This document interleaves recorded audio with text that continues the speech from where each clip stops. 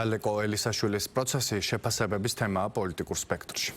ყოველთვის ვამბობდით, იცით, ყველას ეხება, არა მხოლოდ ალეკო ელისაშვილს, ნებისმიერი ტიპის ძალადობა არის მიუღებელი და დაუშვებელი.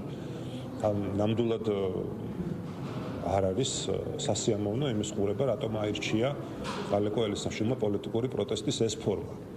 რატომ, რაში დაჭირდა მას ეს ყველაფერი.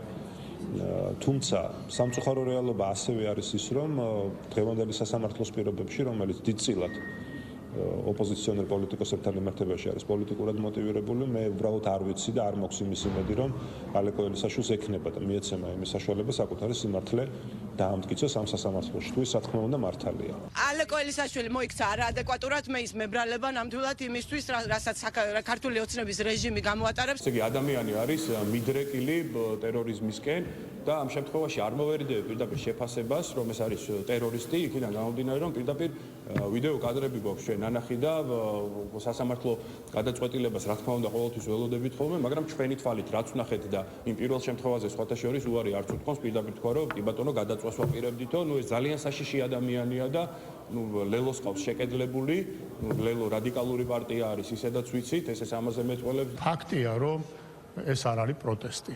ესე ის ტერორისტიც, როცა ტერორისტულ აქტს ჩადის, ამბობს, რომ მე ამით პროტესტს გამოვხატავ და ვებძვი მისი გაგებით უსამართლობას და ასე შემდეგ. ამიტომ ტერორისტული და დივერსიული აქტი ვერასდროს ვერ ჩაითვლება პროტესტის ფორმად და ვერასდროს ვერ იქნება საზოგადოებისათვის ოდნავად მაინც ასე თქვათ მიმტევებლობით მიღებული. ეს ერთი. მეორე ხარ რა დაემართა პიროვნულად. მისი პიროვნული დეგრადაციის პირველი ასე თქვათ აშკარა გამოვლინება იყო, როდესაც ის ტრიბუნაზე მდგარ მომხსენებელს ზურგიდან მიეპარა და თავს დაესხა.